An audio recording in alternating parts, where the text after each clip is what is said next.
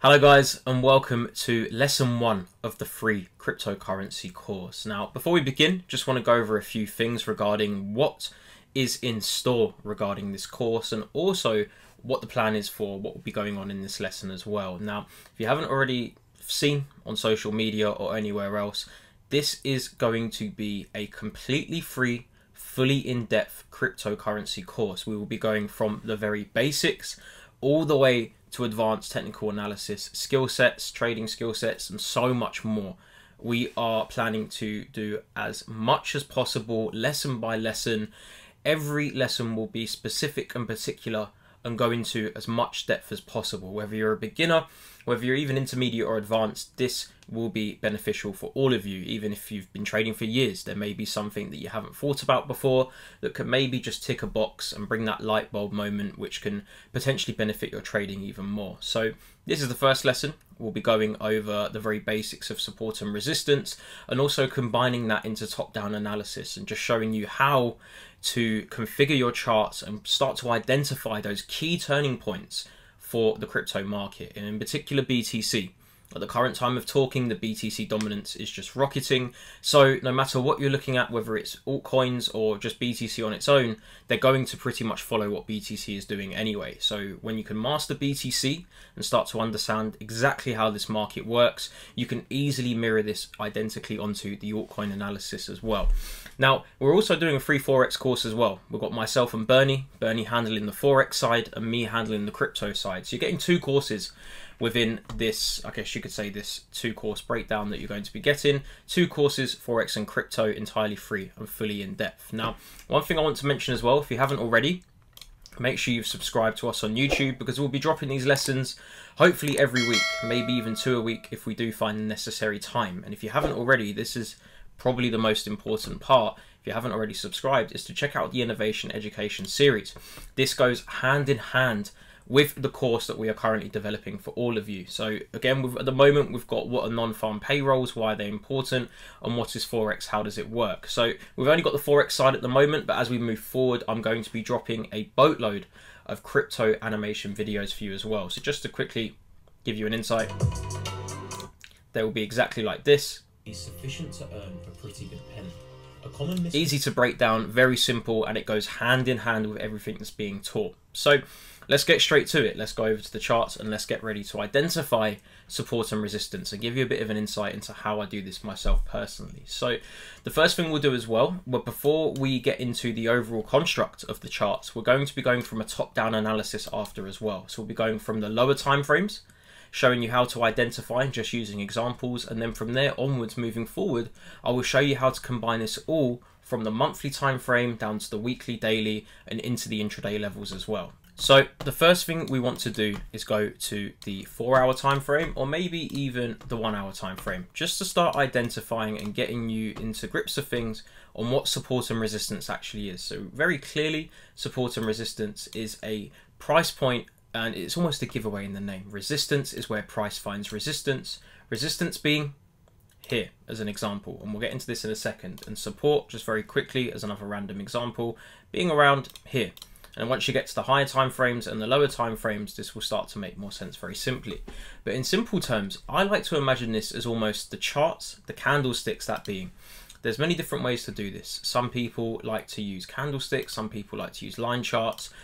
I prefer to use candlesticks, and I would say internationally or globally, it's the most recognized formation of charting. People stick to candlesticks, and as we progress through the course as well, you will start to identify, and I will be going into depth on the candlesticks and the wicks as well. There's so much to go through, and I cannot wait to get through all of this with you. But in very simple terms, first of all, resistance is where price finds resistance. It is where it is failing to break higher. It is a level where price is stabilizing and starting to fall lower. Support is where price finds support. So essentially, imagine this as a house. I've said this many times before, many of you may know. Imagine you are within a house right now. This is the roof or the ceiling, and this is the floor. Essentially, the candlesticks are the furniture or the levels in the house. And once we go from the top-down analysis perspective, you will start to understand this 10 times more. So imagine right now we are in a house. The candlesticks are within these boundaries here. The boundaries being the resistance, being your ceiling, and the supports being the floor.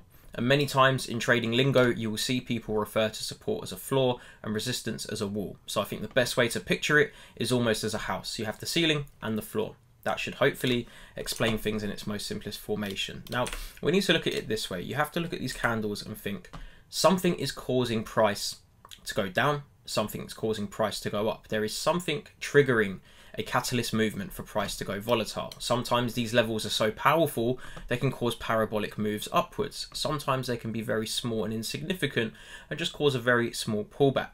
But the most important thing to understand is there are levels in the market, these being price points, that are causing price levels to go up and down. And that is in its most simplistic term. So if we go over here now and actually just get rid of this and drag this to, let's just say a 30-minute time frame, I think that will be even clearer for all of you. So if you do not understand time frames, again, in very simple terms, this is the monthly chart we have now just clicked on. And if I zoom out a little bit more, you will see this right now. This is the monthly time frame. That over there is the M on TradingView.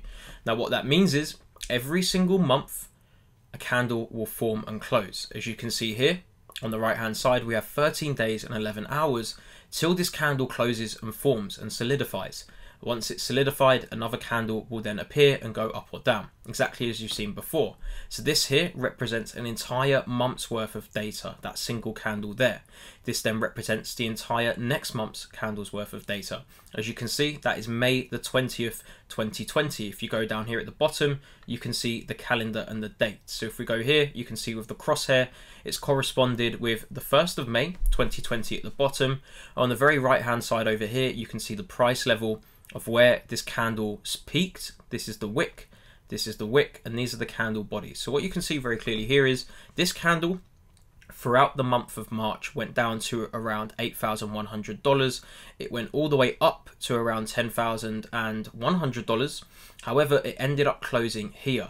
Now, what you may have noticed is these candle colors here are the same color, and very frequently you will see people using red and green. So what I'm going to do is, for the sake of this video, before we get to these advanced methods of using single candlestick colors, we will make this as simple as possible. And let's just fit in with our theme of, let's just go back quickly.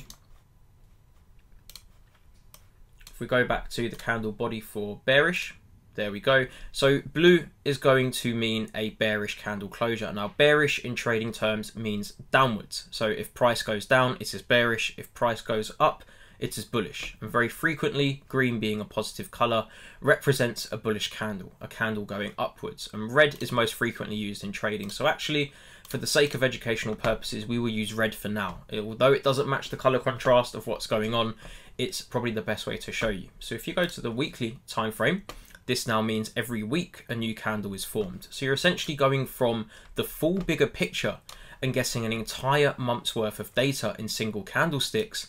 And then you can break this all the way down to 1 minute's worth of candlesticks, which, as you can see, is incredibly crazy. There's gaps all over the place. The market is moving very erratic. This is, of course, not recommended for actually trading, especially cryptocurrency. So the monthly time frame, if you consider in a single chart, you can very easily contain data all the way back from 2011 all the way to the present day, November 2020. You are getting the bigger picture, and this is how traders start to identify what is going on in the longer term. And then once you've constructed your support and resistance levels, you can then break this down onto the lower time frames to identify great trading opportunities. So if you go to the daily, this is again a nice intermediate balance of long-term, short-term and medium-term. It's giving you a bit of both, and from here you have nice flexibility to potentially identify where the monthly will be heading next, and then going lower to maybe a 1 hour time frame. You can identify, once you've plotted your crucial turning points in the market, that being support and resistance, where price could potentially go next as well. So marking out these levels we've got here, this should now make it a little bit more clearer on what's been going on around these levels. So bullish being green, red being bearish, up and down, buy, sell. Very simple stuff. As you can see from these blue lines here, and where we formed that basically house setup, you can see around this point here, we'll make this a little lower, and even for the sake of visibility, we will plot a zone. Crypto frequently needs zones, and this is something we will also be getting into in future lessons in much more depth. And then down here from this spectrum, what we'll do is we'll make this even lower to around here. and then we will plot this over there like that. Now what this does is it gives you a bit of a clearer picture on this approximate zone of where price is finding levels that is causing it to reverse and rotate in the opposing direction. Support and resistance can also be known as supply and demand, and I've got these pre-set up here. We will just zoom out very quickly and see where they have gone. There we go. Let's put these closer to here. Let's now go back to our time frames. Accumulation and demand is also another name for support, and distribution and supply is another name for resistance. So this is the best way to know it, and you may frequently hear people discussing supply and demand as well, or accumulation and distribution. However, these are simply just fancy terms. I could easily, you know, go on all day about distribution and supply, but it doesn't really make a difference. It's referring to the exact same thing. We do not need to get too technical. However, in the future, if easier, I can easily refer to one of these depending on what you guys prefer. So let me know in the comments as well. But also, just to touch on briefly as well, you will notice we have gone straight into understanding the charts first. You will see many people, mentors, so-called educators, straight away throwing in trading terminals, brokers, and all of this stuff. However, we feel you should understand trading in its entirety. You need to understand the absolute basics, the A to Z of what is going on before you can even consider trading live. So it is our sole purpose to educate you and build this up from the very basics all the way to the advanced level before starting to provide and showing you how to actually trade live. If you do not understand the basics, you're going to pretty much get burnt in the trading world anyway. So let's look at distribution and supply, accumulation and demand, and it's very simple. The reason they have got these names is there is a heavy accumulation at the bottom and there is a heavy demand because the price is lower, meaning it's likely going to start reversing because as demand increases, price will naturally increase with that as well. Going to distribution and supply, if price has just been rocketing higher, that just means there's a heavy distribution and a heavy supply available on the market. In simple terms as well, that could be the orders. Many people set buy limits, many people set limit orders, and that again falls into liquidity. Liquidity, the crypto market in particular. Essentially, if there is a lack of liquidity, price is going to be more volatile. However, if there is more liquidity, price will stabilize further because there's much less trading volatility. If there's less liquidity and price then suddenly rockets, that means there's been an injection. So yeah, simple things like that can help you understand, but again, an entire lesson on liquidity will be coming further moving forward. So distribution and supply, support and resistance. This level here has a little fake breakout there. It did break through, however it came back up, but pay attention to the wicks and the candle bodies. As you can see here, there was a wick that tapped this level here. It tapped again, it spiked through, but it didn't actually, the body did not go below. Another tap there, spiked through, spiked through, spiked through. This shows this level is a clear area of support or accumulation and demand because price is failing to break below this level. This is the house structure I told you about. It's failing to break the ceiling and it's failing to break the floor. When you imagine it like this, things become much clearer. So if we go back above and we go a bit further back, can you see again, no matter how far I drag this, this level seems to repeat itself time and time again. And very frequently you will see, even if we drag this a little bit higher to accumulate for this zone, what was once an area of distribution and supply, because it's resistance, can very quickly become accumulation and demand. Because what happens is, once price breaks this level, as we can see over here, it came back up, it touched this level, and clearly there was a severe amount of buy orders here to trigger a catalytic move.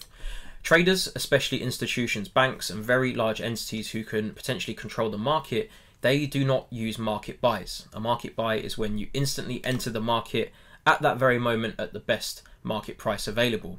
However, institutions are much more calculated than the average retail trader.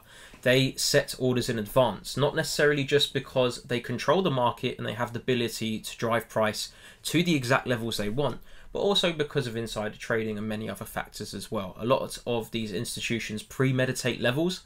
They set their buy and sell limits there. And obviously a very significant level like this, which has come through time and time again, as you can see at around $16,170 over here, this level was a clear level of resistance. Price failed to break. When it did finally break above, it just spiked back down one more time and blew through the roof. And then what happens is, Traders will then sell to test the validity of this level. And if this level can maintain, once it's been broken, it will then become a support level. So if resistance is broken and then we come down and retest this level, it becomes support. So in its simplistic terms, any zone or level that is above the candles, that is stopping candles from breaking above, is the resistance level. If the level then below is what stops the candles from breaking lower, it becomes support. So because price failed to break below this level, it is a support level. This, because price failed to break, is resistance. However, once it broke above, it now becomes support. Price quickly drove down because it was such a significant level. Once broken, traders look at this, especially institutions or even the retail traders, and they start to realize that if this significant level is no longer significant enough and there is a huge break through this level, it shows it is no longer a strong level. And therefore, when it does come back down, it will now react as a level of support because the resistance is clearly not strong enough anymore. Pretty much the same way as a house would be. If you broke through the roof of a house and then you came back later to touch that house, if the roof is broken and you come straight back through the hole in the roof that you've caused, you will obviously very likely fall through. However, if you move down the roof and then you land and touch a piece of paving that hasn't been broken, you're very likely going to be able to continue maintaining on that level or on that roof. Hopefully that explains things even clearer as well. So that in its simplistic terms is how you describe support and resistance. There isn't a need to go too much into depth on this because in simple terms, it is what stops price from going up and what stops price from going down. But what we will do now, we will just get rid of these and I will start to show you how you can identify these levels over time, and especially for cryptocurrencies. With crypto in particular, it works slightly different to Forex, and because of these huge wicks and the market volatility, it can often be very difficult to identify these levels because you get false breakouts like this, and you can also see many other crazy things going on. But also take note, the higher the time frame, the more significant that level of support and resistance is, which is exactly why we will be going, once we've mastered this, we will be going from the very top, the highest and strongest time frame besides the yearly, to identify these key levels. And then once we break down to the intraday time frames, we can identify how these levels react on a much smaller scale. So let's go back now to the 1 hour time frame and start to identify these key levels. Now, off the top of my head, in fact, if we go to the 4 hour, this will show even clearer. You can see we've seen a huge parabolic drive upwards. Something caused this huge momentum to eventually slow down. Now, because we're on a slightly higher time frame, like the 4 hour time frame, there's two ways we can look at this. We can look at it from the wick. However, wicks are manipulative, and very often in the game of trading, especially in cryptocurrency, the candle wicks can be incredibly deceiving. And I've said this many times, it's one of my famous catchphrases: wicks play tricks. They play tricks, they trick you. That's because traders often look, especially from Forex, wicks can be slightly more precise and refined. When traders look at wicks, they think, wow, this is the most precise turning point ever. However, you can see very clearly here, especially with the grid lines in the back of the chart, can you see that line there? Just going right the way through. Rejections, rejections, rejections, because the candle bodies, and this is very significant, the wicks can go, as we've seen in cryptocurrency, all the way down to here. But the candle body remains there. So even in this hugely bullish trend, where buyers are just buying, buying, buying, buying, we saw a huge spike down from around $15,300 all the way down to $14,100. However, that small green candle body there remained in formation with the rest of the bullish drive and within the trend. Therefore, it's less likely it's going to actually drop lower because it's still in line with the overall price action and the trend. And once we get into the trend lesson, whether that's in the second lesson or the next lesson, you will start to identify trends as well. But for now, it's more important that you construct your charts with support and resistance. So as we can see here, many people would have identified this as a turning point in the market. However, when you drag this lower, you can see how much more significant this level of $15,800 is. And if you want to actually make this precisely, crypto likes to react around clean numbers in particular. So very frequently you will see reactions around numbers that are literally ending in 00000. It can go on forever. So if we just get rid of this 802 and make this precisely 15.8, you can see now the validity and strength of this level, 15,800. I can immediately find you another example here. That's 16,598. However, if we round that up and clean that up ever so slightly to 16.6, we can see how price broke through precisely around 16.8, came back to 16.6 and started blowing higher. So you can see how this is a reoccurring theme in cryptocurrency. Sometimes it breaks a little bit above, but then when you go to a slightly higher time frame, you can see actually it still remained below that level. So on the 4-hour time frame, what many people would have marked out at 16,400 as a crucial level of resistance over here. You can see the candles broke through on the 4-hour. However, when you go to the 6-hour time frame, only the wick spiked through. So the wicks, once you go to the lower time frames, actually formations of candlesticks. So if we go to the 1 hour as a good example, you can see now what was a wick on the 6-hour time frame I just showed you now consists of many 1-hour candles that have managed to form that wick. So as you can see throughout the activity of that 6-hour candle, what's been going on even on a 30-minute time frame, before that wick actually closed down on the 6-hour, there was loads of trading activity going on. So this lower time frame is essentially just showing you what consisted during that wick activity before the candle closed back below. So this is basically whatever happened within the wick, it's happening on these candlesticks here. If you go to the 15-minute, you can yet again see there was all kinds of consolidation back and forth, and then it slammed back below. This is why lower time frames can be incredibly difficult if you have not yet mastered the placement of support and resistance, because if you did not have these levels placed and marked out on a higher time frame like the 6-hour and above, you would have been watching this not understanding that actually it wasn't necessarily that crucial of a level. And if you zoomed in, many people would have been looking at this like, wow, the support floor is holding, we're looking to break through, all kinds of trickery going on. If you plot a zone over here as well, many people will be looking going, wow, this is perfect, we're going to just blow through the roof. But then when you go back to the 4-hour time frame, you can see now how insignificant that box I just drew was, and in fact it was clearly fake price action.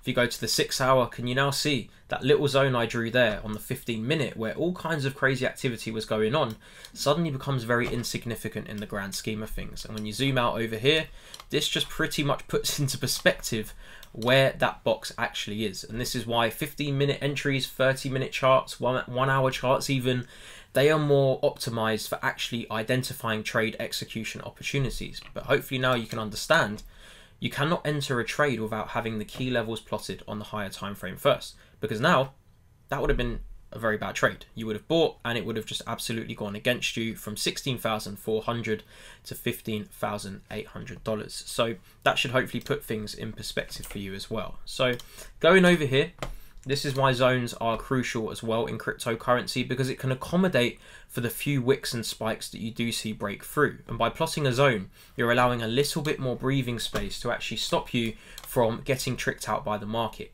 In Forex, it's much easier to use lines and levels because normally they get respected. However, in crypto, due to this volatility, it can always be good to give yourself a bit of breathing space. So let's just plot this here, approximately from there, where the candle body faked a breakout and then came back below. Because if we now do this in line with this zone over here, we can accommodate for that little bit of room here. It's essentially providing you a buffer to see that actually, even though the level's been broken, this could be fake.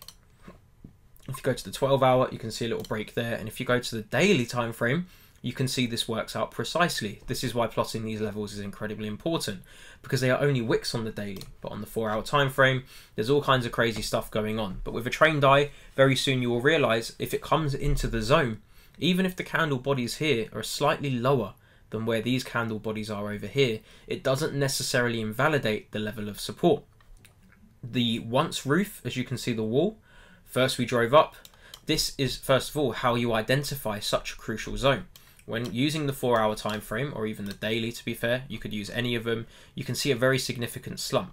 And you also need to remember as well, when you are using the daily time frame, what may look like very small candles and exactly the same as the lower time frame candles, you have to remember, because the chart is now reflecting larger pieces of data consumed over 24 hours for the daily time frame, this also means these candles are much more impactful and much stronger than you believe.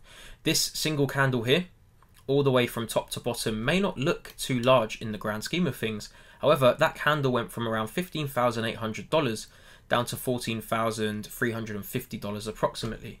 If you go down to a very large candle on the 4-hour time frame or a similar candle, you can see a large red candle on this time frame, which is only 4 hours worth of data, only represents a move from around $13,900 down to around $13,600. So you're only looking at a $3 movement on that. Whereas the daily candles, even though they look much smaller, can still represent, especially in a bullish or heavily bearish market, almost $1,000 or even more worth of price movement. So as you can see here, 14,200 up to around 15,600. You're looking at a very significant movement in comparison to what the other movements would be. So going back to this level, you can see it here now as well, hopefully by the red candlesticks, it's showing the selling pressure of these particular levels, or the buying pressure of these particular levels. As we can see here, something caused a very drastic trend, which didn't necessarily have that many large pullbacks, to suddenly have a very large pullback. We immediately know when price reverses from a certain level, it's going to start seeing a rejection. Now, many people can even place the levels here and plot a very wide zone. However, when it comes to trading, you're making the zones much larger. There's nothing wrong with doing this. However, if you want to really get very good entries and optimal entries, you need to try and make those zones as small and as precise as possible. As without doing that, if you were to enter a trade here on the first spike upwards and try to go short and obviously sell from this level, you haven't factored in the large space here, which means your stop loss would need to be bigger, and you're potentially jeopardizing how much profits can be made and a much larger risk of getting wiped out, which is obviously what we do not want to do. So let's get this tool, put it back to where it was. Significant level of resistance. We have now seen a huge area where price has reversed. So immediately we can plot this level and understand in the future this may cause some form of difficulty for price to break above. Clearly there's selling pressure at exactly $15,800. Once we came back and reversed back to this level, the exact same thing happened again. We dumped straight back down, going from 15,800 down to around 15,000, an immediate $800 drop, very significant level. However, repeating what was shown earlier, we came back again, and again, the more a level of support and resistance gets tested, it weakens. It shows that price is continuing to push this level, and the amount of sell orders trying to push price down may be weakening. Remember, a resistance level is a level where people are applying selling pressure because price cannot break above. A support level is where people are applying buying pressure because price cannot break down below. So clearly there was a huge amount of selling pressure here. However, as we start approaching this level once again, it shows the bulls are in control. And look at it this way as well. The sellers are bears, the buyers are bulls. So if you imagine it this way, similar to how I said, the bulls are trying to attack this ceiling. They are trying to smash their horns through this wall, but it's not working. However, they have a feeling they can go for it again. And when they go for it a third time, suddenly the sellers do not necessarily push them down that much. So the bears haven't put up that much of a fight. So price suddenly drops significantly lower, but not too much lower like we've seen in the past. So if we look at the very first move, it was drastic. The second move, a little bit smaller, but still pretty similar. The third time, it barely dents what was the bullish momentum. So the bulls, if we now break this down to the 1 hour time frame, you can see the bulls here, they pushed through, they got failed and rejected once again. However, this time they broke through, and now you can see there's no longer wicks just coming and rejecting and slamming down. The candle body actually broke through, annihilated this wall and stopped. Dang.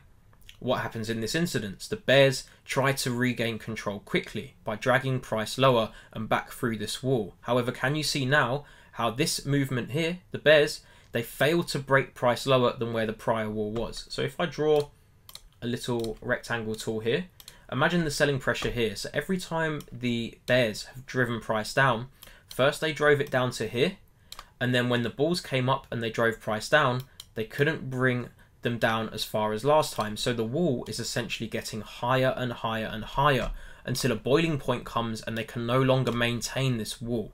Essentially it comes to a point where the wall gets higher and they get to a squeezing point, a brink of make or break. And as you can see here, as the wall gets higher, when they finally get close and they cannot push any lower, price then booms through this wall and solidifies this wall is no longer valid. They have crumbled the wall, it's no longer significant. Now obviously in a normal wall, if it was knocked down, you could easily go back through. However, in trading terms, this just represents that the sellers have now pretty much evacuated the market. As if you were a seller in this region and price obviously started rocketing against you, you would no longer be a seller. You would look to now become a buyer. And this is almost the basics of trend identification as well. When the wall is broken, it then reacts as a new level. You're going to become a buyer because you wouldn't continuously go against the trend. If you're swing trading and going for very large swings in the markets, which is something I'm going to identify and cover in even more depth in future lessons as well, we'll begin to understand this ideology much more clearly. But for now, as you can see, we've got a nice bullish trend. I personally think this is going to see a pullback very soon to around 16.6, and that will be very interesting if it does do so. But that's not for this lesson. So now we understand the bears, the sellers, they're gone. They've been wiped out. The bulls have taken over. So now that the bulls have taken over, the bears try to tackle them down once more. Because imagine now, this is the best way to understand this. If you were once selling at this region, you may be in a potential loss if price starts driving against you towards this level. So as a seller, naturally the sellers are going to apply more selling pressure to drive price back to this particular level. Because if you were selling at this level here and you were in a loss from this movement upwards, the very least you want to do is come back to break even. So those with significant influence over the market are driving price back down as much as possible. They understand it's very unlikely now they're going to get the direction they want back below. This wall is no longer invalid, it's now a floor. Therefore, you drive price back, even a little bit of profit potentially, just to make sure you don't come to break even or end up in a loss. And then you can see the sellers shift out of the market immediately. Now, even though we're on the 1 hour time frame, if we go to the 4 hour as well, you can see here very clearly, although the 1 hour is much clearer to be fair, once the sellers evacuate the market, the buyers now take over. Now the buyers are accumulating orders. So the more you see price testing a region after broken, this is simply the buyers now accumulating. So they've come back down, they're testing the floor, they're shaking out the bears in each and every move downwards. They come back down one more time, they're accumulating orders, they've come back down. It looks like the bears are completely out of the market, and then boom, what was once a very significant level that took us all the way down to $14,350 has now taken us from $15,800 all the way up to $17,100. So this is the very basics of understanding how support and resistance works. You are essentially watching a battlefield. This is a war on the markets. Now, when it comes to the psychology of this war, what is driving it, that again is another lesson in itself, and I cannot wait to get into that one because I love giving all of these weird ideologies I have in my head of what's going on. So if we go back over here now, so you're with this war, imagine you are currently a spectator on an open battlefield. It's World War II, things are popping off, there's a battle, people are fighting, stabbing, shooting, bombing, they're going crazy. It's almost a big game of tug of war. There's bulls on one end of the rope and there's bears on the other end of the rope. And if we go over here, you can almost see that exact same sample again and that exact same idea. So let's go to the 1 hour actually. And we can plot this particular level first. You can see why I've plotted that because of the support level here, boom. And then we can plot another potential level around here because there's two particular levels, and this is how you can plot zones as well. So if you find two crucial levels of support and resistance close to each other, the best thing you should do is just get a zone using the rectangle tool, plot this out, mark it out. You now have a nice, clear, crucial zone. Can you see now how much more easier it is to identify crucial zones that are coming into play in the market? Whereas if I did just remove that, it becomes a bit more of a guessing game because you haven't got that zone in between. I just feel visually it helps you identify a bit easier what's going on. So if we go back, leave that zone there. Again, color preference, guys, you can adjust these over here. We'll have a trading view setup tutorial as well. How to get all the same colors as us once we use all the same green candles, etc. as well. So much to come moving forward. But again, I've got loads of colors. It could be blue if you want, if that's easier for you. I personally prefer green with the blue lines. So looking at this level here, you can even go back in time if we've got any historical price action. We'll leave that for now. We'll get to that in a minute. So looking at this level and going back to the 1 hour time frame, looking at this level here. So this was once a crucial wall. Price was maintaining this level. However, when it broke through, false breakout, dumped back below. So even though we broke a bit higher, and you can see again in the future, this is the problem as well. This is called analysis paralysis. You need to find the most powerful zones, the zones and areas that have caused the most continuous, frequent and consistent areas of reversal, because easily you can plot a million different levels on the chart, and this is known as analysis paralysis. If we plot that over there, if we plot this turning point over here, if you plot this turning point over here, there's hundreds. You can plot so many different levels, and this can come in handy once we get to the top-down analysis in a little bit. But let's just say we plot another level over here, plot another level over here. Why not? Let's just keep plotting levels. So we'll plot one more level over here as well, because there has been turning points. But again, you need to identify which one is the most simplistic. Now, can you see, once you've got a ton of different levels on your charts, suddenly you have been paralyzed by your own analysis, hence the term analysis paralysis. You want your charts as clean and as simple as possible. When it comes to trading, people do all kinds of things. They have these on there, they have this going on, there's all kinds of mad stuff going on. They're just writing stuff. You got a Fibonacci, and you've probably seen this on Instagram as well and on Twitter and all that stuff. Some people's charts genuinely look like a 5-year-old has just headbutted it with a paint barrel, and that's not what we want. Let's just, do you know what, throw a spiral on there as well for a bit of effect. Nice little psychedelic vibe over here. But can you just understand now, a lot of people do this stuff to seem intelligent, to seem like they are some kind of inside trader, some kind of institutional trader, as if they are reading the market with their third eye, as if they have been ascended from the heavens and touched by the holy gods to identify where those candlesticks will go. And with the gentle touch of their 17 million levels, price will react to how it wants. This is not how you want to be trading. This right here feels like I've just taken 100 tabs of acid, and I don't really want to be doing that when I'm trading. So what you want to do is clear absolutely everything and go back to the basics. Can you now suddenly see how much easier it is to identify a crucial turning point and buying and selling region in the market? We had a little false breakout here, go to the 4-hour time frame. Actually, that level's not too strong. Go to the 6-hour time frame. You can see now only a little false breakout. Go to the 12-hour time frame. They are just wicks. They are not that significant. So once you can see from the higher time frames again how valid these levels actually are. And this is why it's crucial to wait for candle closures. Many people can jump the gun. This, once upon a time, before it went all the way up, was a wick that was maybe just over here in the same region. So before this candle, and what we can do is we can use the replay tool, which we'll get into very shortly as well, and go back over here. So if we press play now, that was way too fast. Let's go back every 2 seconds. Let's clear that. Let's go back again. Now we will do 1. Actually, the 1 hour may show this a bit clearer. So let's go here. Just to show you how it would be in the live moment. So many people would be seeing this. Okay, cool, it's breaking up. It's going up and down. Oh my God, it's gone back. Boom, look at the wick. So I've just paused that there.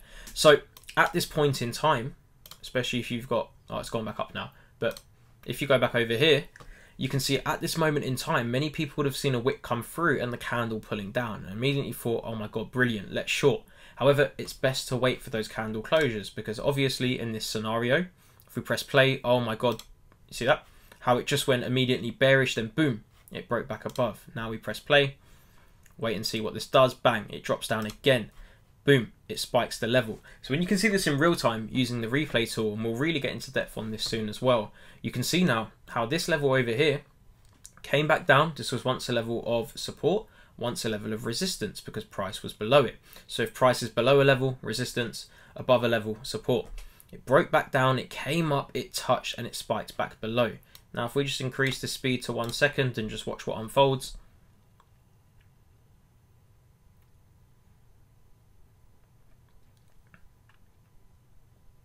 Boom.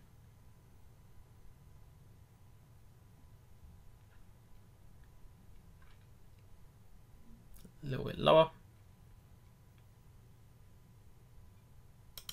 Perfect. So let's leave that there for now. So as you can see in this very big moment, it would have been confusing as hell, because you would have sold here, it then would have spiked up and then reversed against you. So in simple terms, be patient.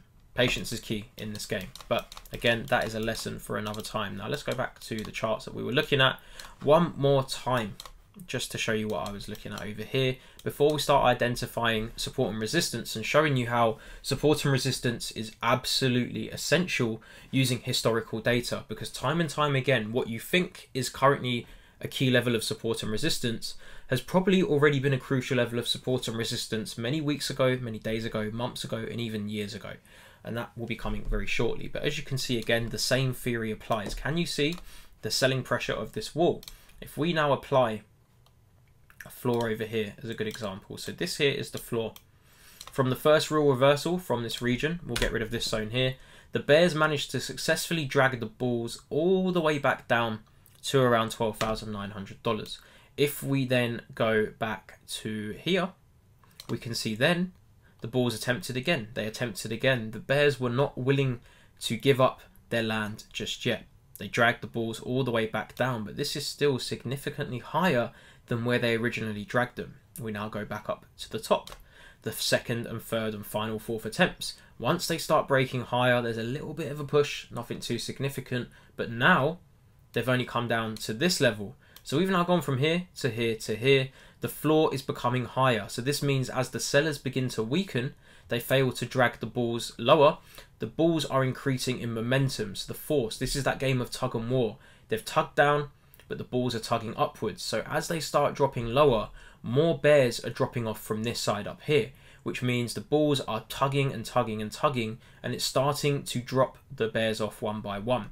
So when they finally drop down to here, the bulls can easily realize now these bears are getting weak. They're failing to sustain their level. And very quickly, we annihilated and broke through this level. Now, this is important because this is where key manipulation comes in. The bears managed to regain control temporarily, but this is where those crucial levels of support and resistance come into play, again with many other different factors, but we'll be saving that for another lesson. All you can see here is another breakout, but guess what? When they drag them back up, they drag them back down to the same level. So they can clearly see they're still pushing them down, but the bulls know they have an advantage to take over once again because they're not taking them lower, they're maintaining at the same level, which means they're either running out of steam or they're going to run out of steam very quickly. So then when the bulls thought, let's go for it one more time, they've annihilated the prior level as well, where the candle bodies were. They've dragged them all the way up. So the bulls now know they're in control. They've annihilated the wall. They come back down, bang, they now test the wall precisely, and boom, where did we go from $13,600? We went all the way up to the $15,800 region. So essentially from here, 13.6 give or take, you're looking at a very significant $2,000 to a $2,200 movement. So that is huge. And that just shows how powerful identifying levels of support and resistance is. Now, let's just clear the charts. And now let's just go back to innovation gradient. Simple, clean. I like to use the same candle colors because I have now identified certain techniques and certain strategies I'll be showing you as we move to the more advanced lessons. I like to use simple candle colors, and if anything, it allows me to focus more on the candle bodies and the wicks because we're looking at support and resistance. So if anything, now you've understood the difference between bulls and bears, you do not need to worry too much about the color of the candlesticks. You need to worry more about the levels in particular. So what we'll do is we'll go to the daily time frame first of all, and all we're going to do now is just plot a few random levels where prices managed to stabilize around $16,000. Again, clean numbers, those big, strong, clean 00 numbers. That's what we're looking for. Let's find another level here around $14,800.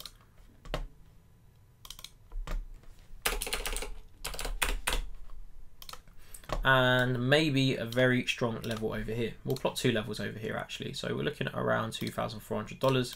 I'll make these as clean as possible for all of you. Oh, that was not intended.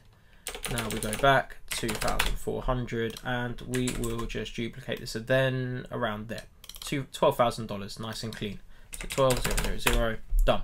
Now have a look at these levels here, how significant they've been, and now let's just slowly move back over time and see if these levels come into play before. Lord and behold, have a look at this daily time frame rejection over here.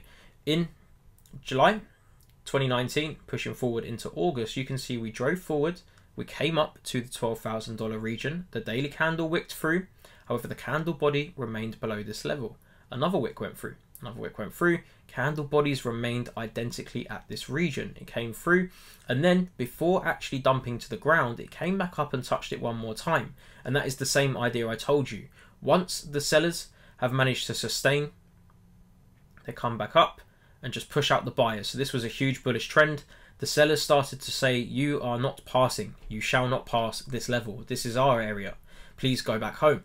So the bulls continue to push, they continue to push, they continue to push, and then eventually they give up. So the bulls push up one more time to this line. So obviously if you're buying and then price is going to start going against you, you want to get out of the market. So if you're buying at this level here and it goes down and then it comes back up into your break-even point, you want to get out of the market at least break-even. The sellers as well, this is more beneficial for them because if they've sold and gone into profit, they want more profit.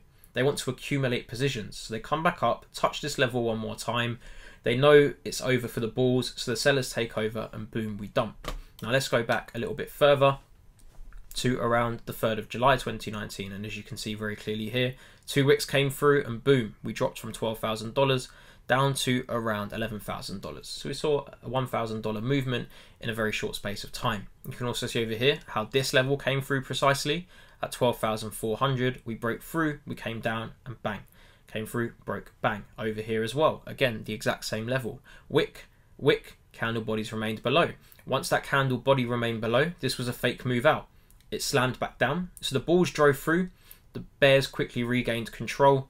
Then the bulls tried to go again one more time. The level maintained, the sellers continued with their movement. Now let's go back to more and more and more over time. Boom. Major turning point. And the last major turning point from this level of $12,000, January 2018. History always repeats itself, and you can see here by looking at historical data that was a pinpoint $12,000 spike, and that took the pair from $12,000 all the way down to $6,000 approximately. So it lost 50% of its value from this level. So the more larger movements you see from these particular crucial round numbers and key zones and just clean numbers, the more likely it is in the future to come through again. They either, again, this is another lesson on liquidity and institutions, etc. Many people do not believe that institutions actually leave orders lingering for years ahead. I don't believe they do either, but I believe they know this is a crucial I almost said psychedelic again, a psychological level. Now, when you understand psychology in the market is driven by emotions, and this, yet again, is another in-depth lesson I cannot wait to cover. But overall, whatever the larger players at the top of the pyramid are doing, do we have a triangle structure? And you can also see this in the What is Forex lesson as well, as it describes pretty much exactly what goes on in the Forex market. And if I do use this as a rough example, and the smaller players trickling down to the... So here we have this. This is the elite, essentially, the market makers, the large banks, the institutions, and in crypto it's a bit different slightly, of course. It's more the Wall Street traders, the banks, and anyone that really has an ability, or financial institutions. Then down here you have whales. And cryptocurrency, we call these people whales because they are the very, very, very large fish in a very, very, very large sea of much smaller fish. These are the people that hold very significant amounts of cryptocurrency, which can drastically impact the market and cause it to go down very fast or up very fast because they hold such huge amounts, or they have so much money compared to the average person, they can control market movements. So these people may have even been early investors who bought way back. I'm talking just from when Bitcoin was incepted, maybe around 2012, 2013 even, a little bit later. Because price was so low compared to what it is now, these people bought on so early, they managed to acquire huge amounts of cryptocurrencies very early on. So these are essentially wealthy retail traders, to put it this way. So it trickles down. What the larger players do in the market can psychologically manipulate the lower people on the lower end of the pyramid hierarchy. So if we go back to BTC now, if you go back in time, again, let's get rid of that triangle, and we have a look at the validity of this level here, these are round numbers, these are clean numbers, so technically institutional levels we can call them as well. If this level caused a significant drop before, it's very clear the larger players were able to sell and dump large amounts, because for price to move this much, there has to be key players in the market pushing price down to this level. Now what that means is, psychologically, for the retail trader who does not have the ability to potentially cause these movements in the market, they can become paranoid, and they also use these for trading opportunities. Because as a retail trader, you are now looking to see what the large players are potentially doing next. And if you look at this level here, how it came back before as well, at around $12,000, we tapped and went from 12k all the way up to $17,200. So it's very clear these levels hold a strong significance back and forth. You can see a tap there, another wick through there, another wick through there. So this level psychologically is going to play on your mind because you've known for these institutions and large whales to manipulate this price point historically. So when you move forward and you see these levels again, sometimes it's no longer the institutions doing it, but it's actually a large amount of retail traders and slightly larger players that are looking to enter off these same opportunities. So that is pretty much in theory the basics of how support and resistance works. It's what the larger players have used as buy and sell areas or regions of interest, either for profit or to control price, and then these levels end up becoming historical levels that repeat themselves over and over again. Now, as you can see, when we finally came back down to this level after around, let's go back. So this was 2018 January.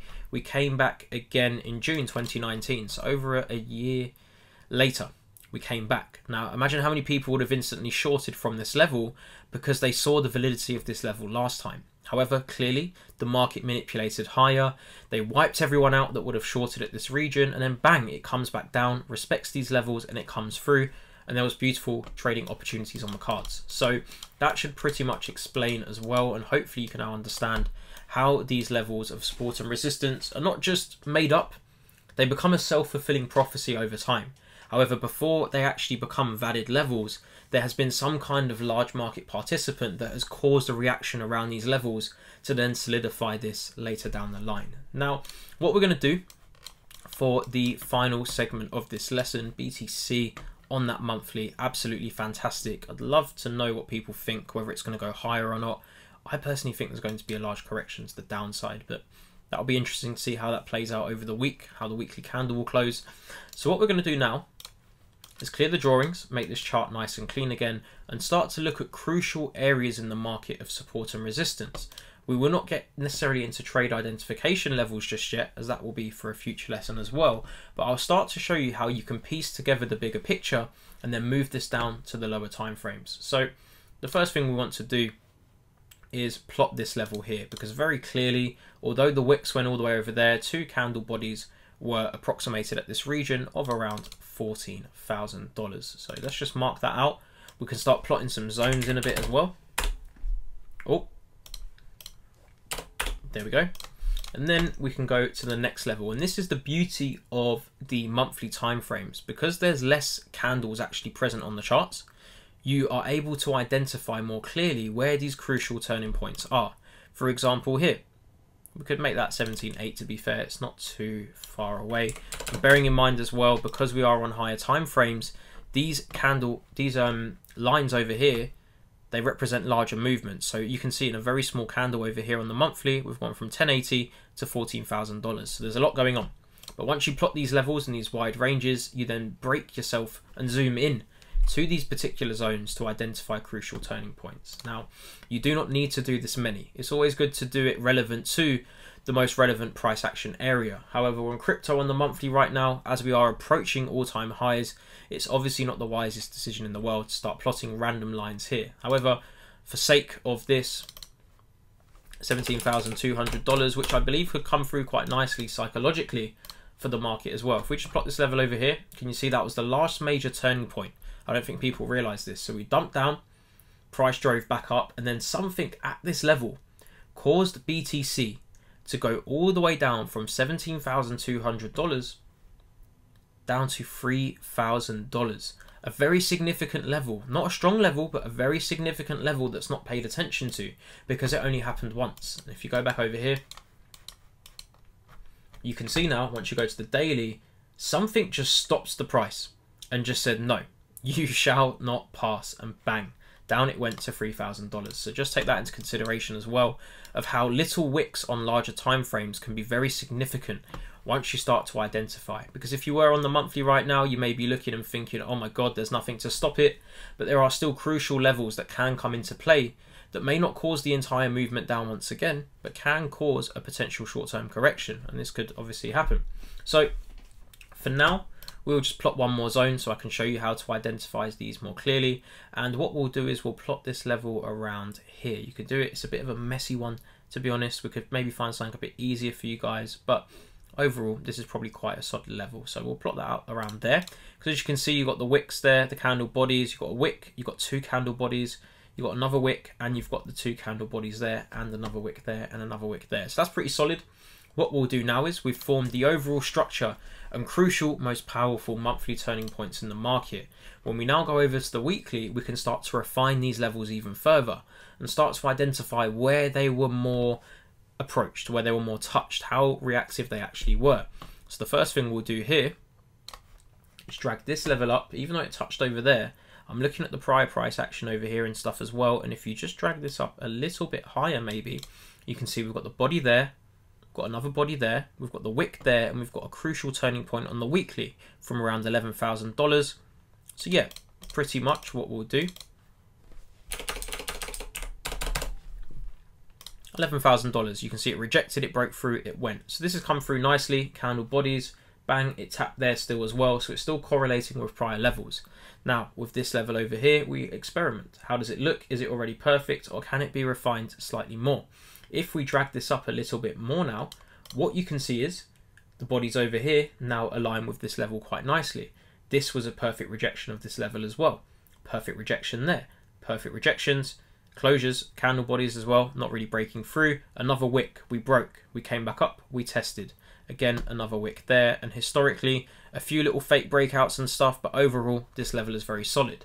Now this level over here, we'll drag this lower a bit now, so it can correspond with candle bodies over here, the wick reversal over here, and also the candle body rejection here as well.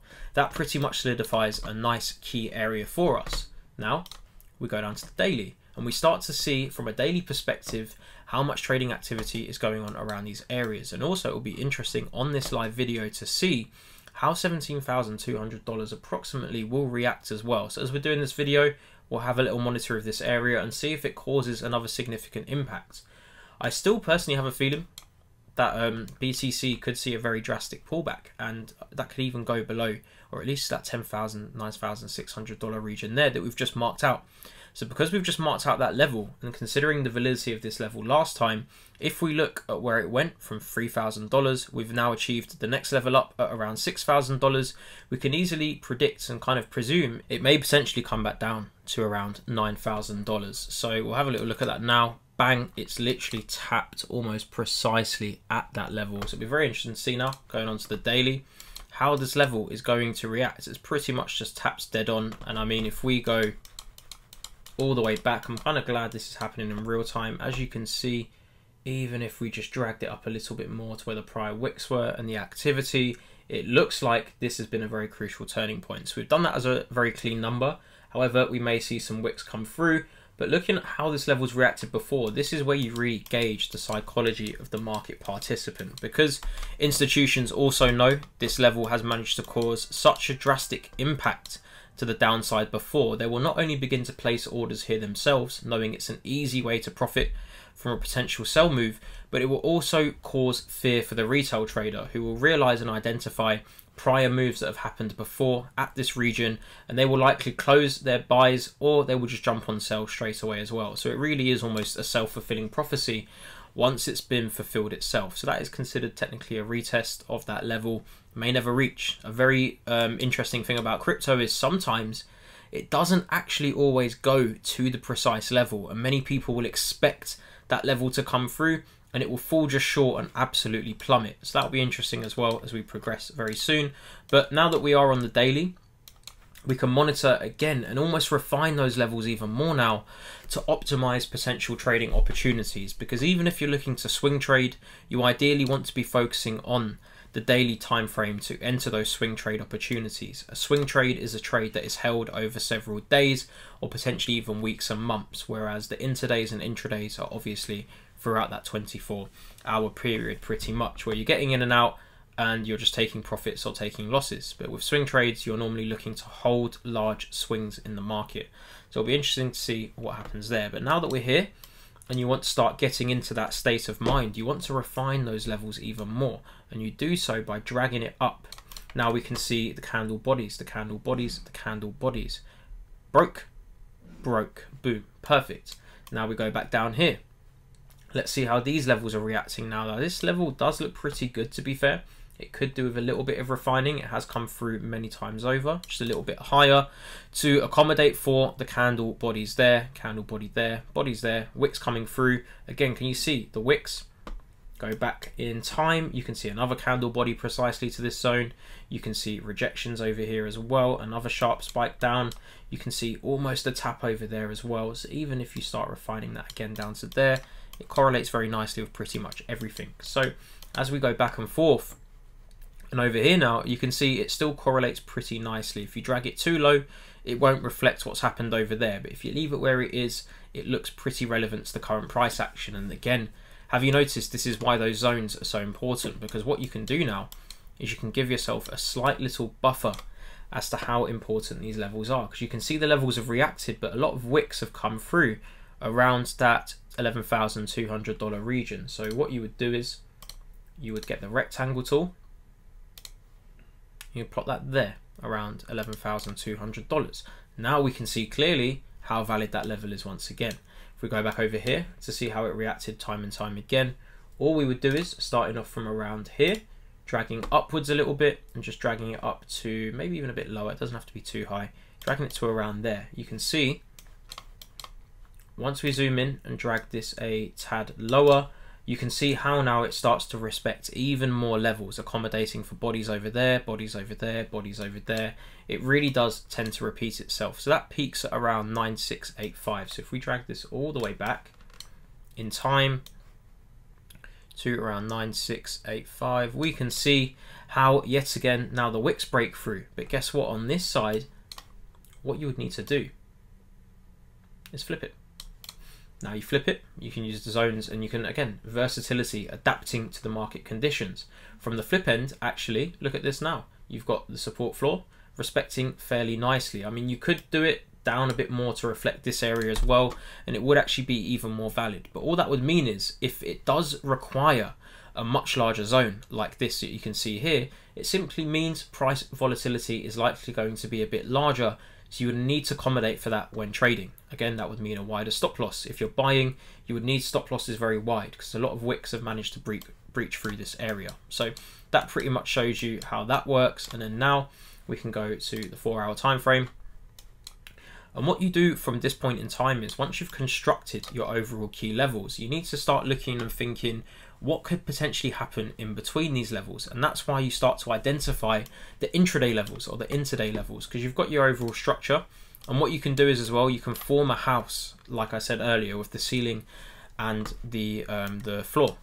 And what you would do in that scenario is, all you would do is start to look at the ranges on the daily. This comes much later on in trend identification lessons, but a good example of this would be, if we just dragged this higher, approximately to there, this is a head and shoulders formation, which I will be teaching you all about very soon as well. And if we just drag that a bit higher, we've got one zone there. And if we drag this to the lower end of the spectrum, whether that's from there or there, as you can see, the line may not necessarily reflect a perfect level with these. But once you drag a zone, get rid of this one, we will duplicate this zone, put this on the end over here, and now you can see we have a perfect formation on the daily of where price action has occurred. We are now wedged in between this level. So when price is ranging like this is known as a range bound market. You can go to the 4-hour and you can start to find easy trade opportunities from this. Of course, there was one fake out and a head and shoulders formation which formed a major dump. However, over time you will see how this can be easily predicted. Now, looking at this, what do you do in this particular moment in time? You can either trade the large swings as a swing trader, because these are still very huge swings. You're looking at $12,000 down to around $11,000. There's huge amounts of movements to be captured within this market, so it's working out very nicely. And all you would do then is just start to identify the crucial middle turning points in the market. You can use different colors for this. You can use all kinds of different things, but let's just plot that there in the middle, much thinner to reflect the approximate price area. And we will make this blue just to show the intermediate of the floor. So this is essentially the middle of the house. You have the roof, the floor, and the middle. Now, if you look at how this reacts, if you're a swing trader, you can focus on trading the swings from this resistance down to support, resistance down to support. Fake breakout, however, back down to support, back down again, back down to resistance. It's essentially yo-yoing back and forth between these levels. However, if you're more of an intraday trader, once you've identified the crucial regions over here, you can predict the future movements over here as well. So all that would mean is go into the 1 hour time frame. You could plot even more levels, by the way. It really is a never-ending game. But again, that's where analysis paralysis comes through. It's always best to really keep your charts as clean as possible. And even now myself, I personally do not do this too much. This is more for educational purposes and to get you kick-started on the first lesson. Progressing further, you're going to be seeing way more of that stuff as well. So now you can see, if you're an intraday trader, you can start to look at the bounces from the intraday levels and the intermediate levels between our main walls. You could enter long here. You could enter long here, you could break above, you could enter a short, wide stop loss, bang. Once it breaks through, you're all good. Now look, it hasn't touched the level, so you do not trade, unless you're looking at another potential scenario. If you did spot the head and shoulders formation, which would have been a sell from here, which would have been pretty interesting. I could give multiple reasons why that would have been a good setup, but let's just say you didn't want to hold it as a swing. You can turn that swing trade, entering from the very top, and target just the intraday level. So then you do not need to potentially take the risk of holding this all the way from up here down to that level, because throughout that movement it obviously bounces back, it breaks through, it may never reach the other end of your support level. So if you were looking for just a very simple quick trade over a matter of hours or within a day or two, bang, you could have closed out at the intraday level, pushing that more in line with the level there, and boom, you could have got out the trade very simply. So guys, that pretty much summarizes the full top-down analysis for cryptocurrency, understanding support and resistance. I hope this has massively helped shift your potential understanding of the market. Again, if you've been doing this for a long time, maybe this has just been a great refresher to help you understand the basics of what's really going on and how to construct your charts to help yourself succeed even more in the future. Again, actually just on the weekly as well, look at that level. Wicks, wicks, wicks, wicks, candle bodies. Very nice stuff. You see the perfection just coming through time and time again. This level right now is applying some pressure, but if we go and just wedge this up precisely to that level there and then go back to the daily just to see before we end this lesson off, it's very interesting to see we're looking at around there. We will now plot the zone to around, what is that, 17,135. So all we would do now is drag this all the way over to here, bring it over.